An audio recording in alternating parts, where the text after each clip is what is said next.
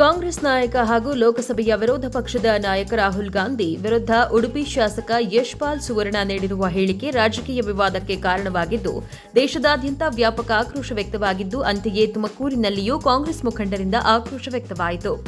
ರಾಹುಲ್ ಗಾಂಧಿ ವಿರುದ್ಧ ಅವಹೇಳನಕಾರಿ ಹೇಳಿಕೆ ನೀಡಿರುವ ಆರೋಪದ ಹಿನ್ನೆಲೆಯಲ್ಲಿ ಉಡುಪಿ ಶಾಸಕ ಯಶ್ಪಾಲ್ ಸುವರ್ಣ ವಿರುದ್ಧ ಕಾಂಗ್ರೆಸ್ ಮುಖಂಡರು ತೀವ್ರ ಆಕ್ರೋಶ ವ್ಯಕ್ತಪಡಿಸಿದ್ದಾರೆ.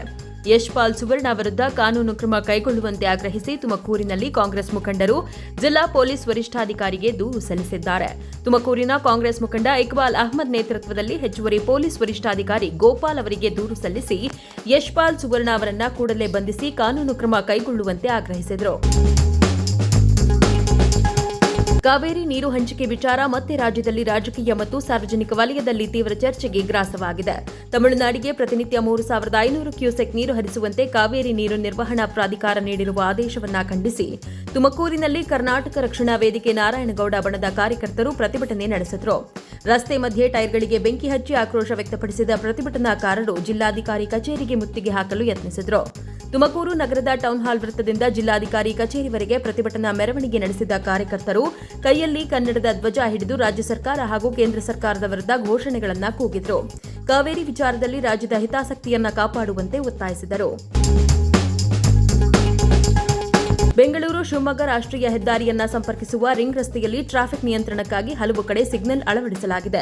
ಆದರೆ ಸಾವಿರಾರು ವಾಹನಗಳು ಸಂಚರಿಸುವ ಶ್ರೀ ಮಹರ್ಷಿ ವಾಲ್ಮೀಕಿ ವೃತ್ತ ಮಾತ್ರ ಇನ್ನೂ ಟ್ರಾಫಿಕ್ ಸಿಗ್ನಲ್ಗಾಗಿ ಕಾಯುತ್ತಿದೆ.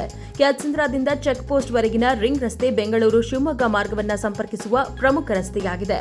ಈ ರಸ್ತೆಯ ಹಲವು ವೃತ್ತಗಳಲ್ಲಿ ಟ್ರಾಫಿಕ್ ಸಿಗ್ನಲ್ ಅಳವಡಿಸಲಾಗಿದ್ದು ಅಪಘಾತಗಳ ನಿಯಂತ್ರಣಕ್ಕೆ ಸಹಕಾರಿಯಾಗಿದೆ. ಆದರೆ ತುಮಕೂರು ಕುಣಿಗಲ್ ರಸ್ತೆ ಹಾಗೂ ಬೆಂಗಳೂರು ಶಿವಮೊಗ್ಗ ಹೆದ್ದಾರಿ ಸಂಪರ್ಕಿಸುವ ಶ್ರೀ ಮಹರ್ಷಿ ವಾಲ್ಮೀಕಿ ವೃತ್ತದಲ್ಲಿ ಮಾತ್ರ ಟ್ರಾಫಿಕ್ ಸಿಗ್ನಲ್ ಇಲ್ಲ. ಪ್ರತಿನಿತ್ಯ ಸಾವಿರಾರು ಕಾರುಗಳು, ಲಾರಿಗಳು, ಬಸ್ಗಳು ಹಾಗೂ ದ್ವಿಚಕ್ರ ವಾಹನಗಳು ಈ ವೃತ್ತದಲ್ಲಿ ಸಂಚರಿಸುತ್ತವೆ. ವೇಗದ ವಾಹನಗಳ ನಡುವೆ ರಸ್ತೆ ದಾಟುವುದೇ ಸಾರ್ವಜನಿಕರಿಗೆ ಸವಾಲಾಗಿದೆ. ಪ್ರತಿದಿನ ಪೊಲೀಸರು ಕಾವಲು ನಿಲ್ಲುವುದು ಸಾಧ್ಯವಿಲ್ಲದ ಕಾರಣ ಶಾಶ್ವತ ಪರಿಹಾರವಾಗಿ ಟ್ರಾಫಿಕ್ ಸಿಗ್ನಲ್ ಅಳವಡಿಸುವುದು ಅಗತ್ಯವಾಗಿದೆ. ತುಮಕೂರು ಜಿಲ್ಲೆಯ ಪಳುವಳ್ಳಿ ಡಾ. ಬಿಆರ್ ಅಂಬೇಡ್ಕರ್ ವಸತಿ ಶಾಲೆಯಲ್ಲಿ ವಿದ್ಯಾರ್ಥಿಗಳ ಸುರಕ್ಷತೆಯೇ ಪ್ರಶ್ನಾರ್ಥಕವಾಗಿದೆ. ಶಾಲೆಯಿಂದ ಪದೇ ಪದೇ ವಿದ್ಯಾರ್ಥಿಗಳು ತಪ್ಪಿಸಿಕೊಳ್ಳುತ್ತಿರುವ ಘಟನೆಗಳು ಆತಂಕ ಮೂಡಿಸಿದ್ದು, ಶಾಲಾ ಆಡಳಿತದ ವಿರುದ್ಧ ಪೋಷಕರು ಹಾಗೂ ವಿವಿಧ ಸಂಘಟನೆಗಳು ತೀವ್ರ ಆಕ್ರೋಶ ವ್ಯಕ್ತಪಡಿಸಿವೆ.